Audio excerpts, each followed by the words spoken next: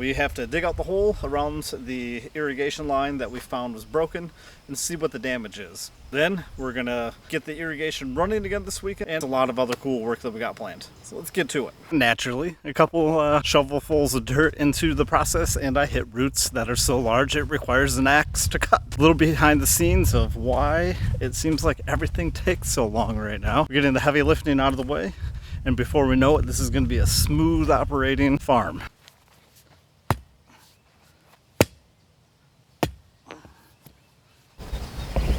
About 25-30 minutes later, I'm down to the pipe, a couple feet down, and it's broken off. And if I go to the riser, it's called a riser, the sprinkler, it's cracked there. So that's where all the water was coming from. At least I think and hope that's where it's coming from. This elbow fitting, it looks like one side of it threads on. I'm gonna walk back to the barn, bring some stuff back so it's not a deadhead trip or waste of steps. Get some monkey wrenches and see if I can get that off, and then hope that we have another one in the barn and I can get this glued on and ready for tomorrow. I was able to get the busted elbow off the bottom of the riser, threaded here, female here. Of course, we don't have any elbows, we don't have any PVC pipe dough, and I don't have anything to cut the tube flush that's underneath the ground. Just about time to go pick up little man from school, and after that we'll head to our local hardware store, get the supplies, and get this fixed. Probably all we're going to do for today. Overall, a frustrating yet successful start to the weekend here on the farm.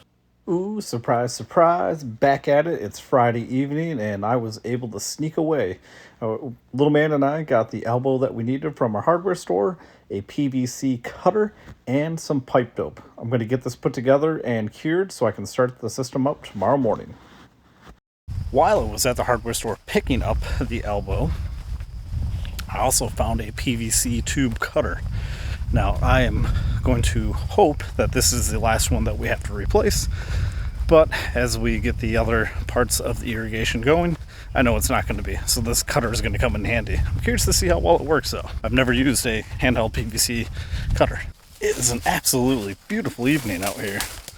I wish I was doing a campfire or camping out here tonight. Plan was to camp out here tomorrow night. That kind of plan changed with what happened this week. Little man staying at his aunt and uncle's. Let's see.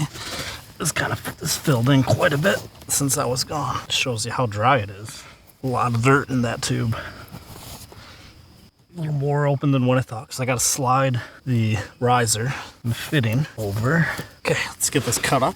Of course, you need a tool to open it. It is like a symphony of crickets behind me. I hope you guys can hear that.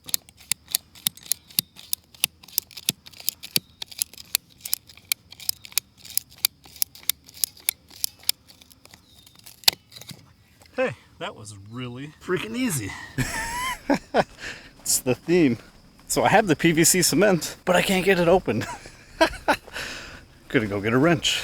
Love this. I'm going to keep this stuff in this one just to show you the back and forth and the time, and a reminder for me in the future about what I can do to become more efficient.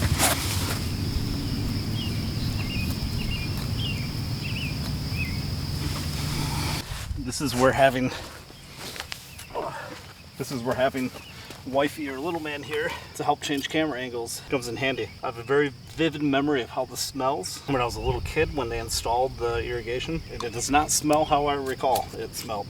But the stuff that they used in it back in the day was way worse. Let's see if I can get this first try. Ooh.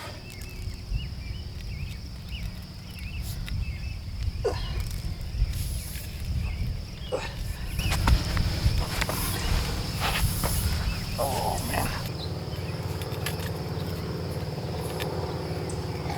Hopefully that will be enough.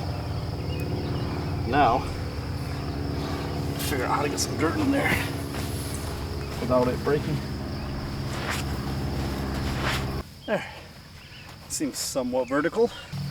My mom hit the shovel a little bit. Hopefully this holds.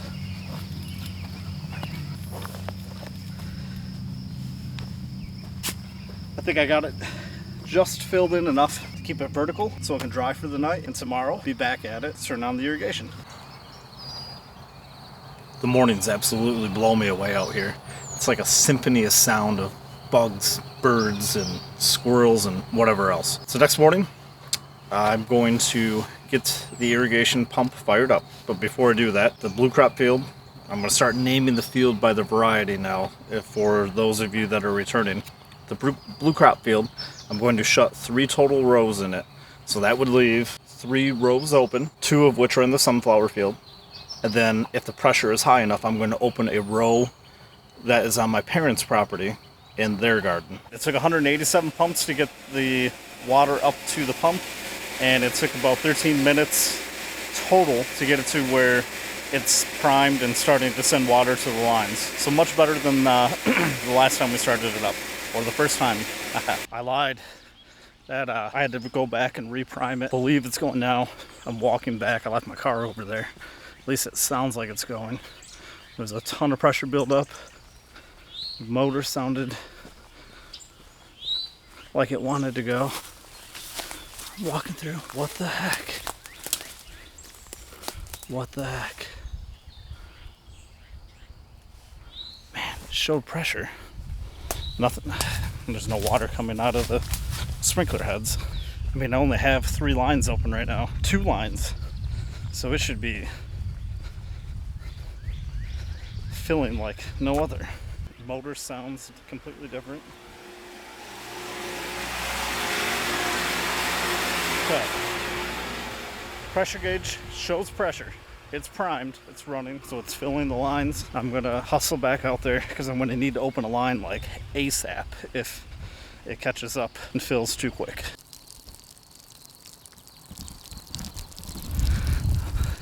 It's one of the most beautiful sights and sounds in the world for me right now. So I'm walking back to this last row. For some reason, some of the valves, shut-off valves, spin all the way around, and you can't tell if it's off or not. So you have to listen. So I'm gonna go listen, and then grab the opener and head back over to these 3. So that means that one is open, and I did not anticipate that one being open. Good news. The line that I replaced, or that I fixed yesterday, that leak is fixed. The bad news, there's still no water coming out of the sprinklers, so either this line is completely clogged or it burst somewhere else. So I'm going to leave it on for a minute here to try to figure out where the water's coming from. But I gotta go check the pressure. It looks like it's getting pretty up there. Something is majorly not right with that line that I redid. I don't feel like messing with it today. That really puts a damper on what I wanted to do, but daggone it. This is the frustrating crap that I guess would make it all worthwhile, but it's frustrating. I was kind of caught off guard. I walked into the pump to check the pressure. It was way above 70. So I quick turned on the line in front of my parents' garden, and there's 2 of them that are completely cracked, and water's just spraying out. So I had to grab the opener and run back to the other field because I had my car back over there. Quick open line, shut the one in front of their garden, check the pressure, we're at 45 psi. So a little bit higher than the other day, but we have 1 total less line open. So I'm going to drive over to the valves that I believe spin around, do the listen test to see if any are partially open, and then go from there. Bingo bango. In the Elliott field, there was a line that was open. I could freaking hear it before I even walked up to it. Father, when you give me the crap, you said you went out there and checked it last week and couldn't hear anything. I could hear it from 5 feet away. So with the pressure being at 45 before I found that open, should be in a relatively good range. I'm gonna quick check 2 more valves up here. I doubt they're open, just to be safe, and then unplug a sprinkler head, and I should be done. And then I'll see how long this adventure took compared to the last time. I guess I'm glad I checked. That line, one of the 2 lines that I said wouldn't be open, there's no way. It was partially open. So that's 2 partially open lines that I found. It was 45 psi before I found those. I'm gonna quick unplug that sprinkler head that I know was clogged, and then go take a look at the pressure, and that should be where it will operate the rest of the day. I might be able to get 1 more row open, but I doubt it. But man, it looks like there's some pretty strong pressure. I'm driving up on it right now. don't really look forward to going and getting soaked.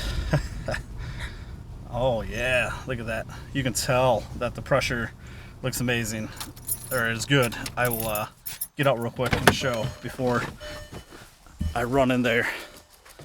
You can hear it and see it. Look at this.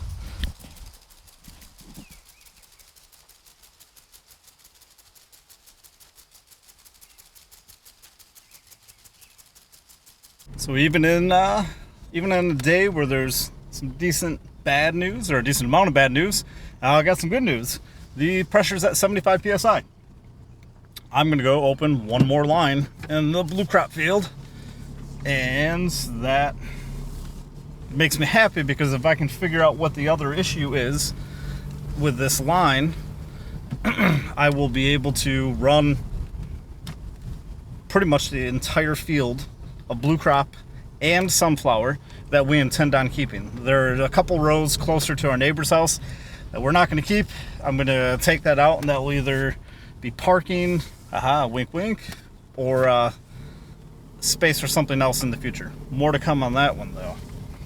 Yeah, let's get another line open, and I think I will mess around with this other line. I'll leave it open long enough to see if I can figure out where the water is going. I can't, because I freaking broke.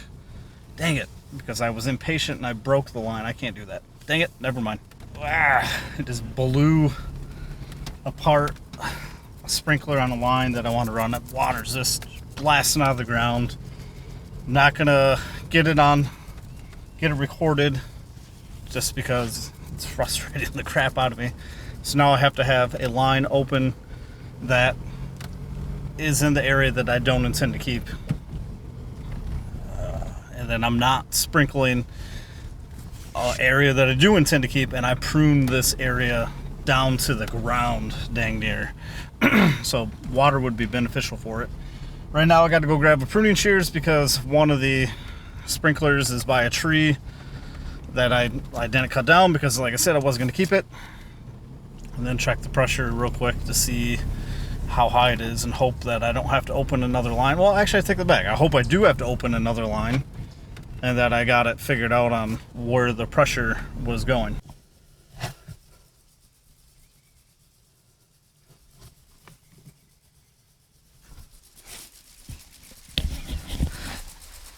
So I dug it out. I'm gonna fix it. I'm gonna give the PVC cement a couple minutes to dry. Now I'm gonna fire it up. I just won't re-put the dirt in there. I'm gonna be impatient. But I feel silly, and I probably know why the other one broke. I had the freaking riser on it when I was reinstalling it back into the ground versus just having that on there. I could have slid that on. It would have been so much easier. So let's go get a new elbow on, get the pipe dope, and get this back in the ground. Well, I really wanted to turn it back on before the day's over, but I reread the instructions, and it's 2 hours cure time before you pressurize it.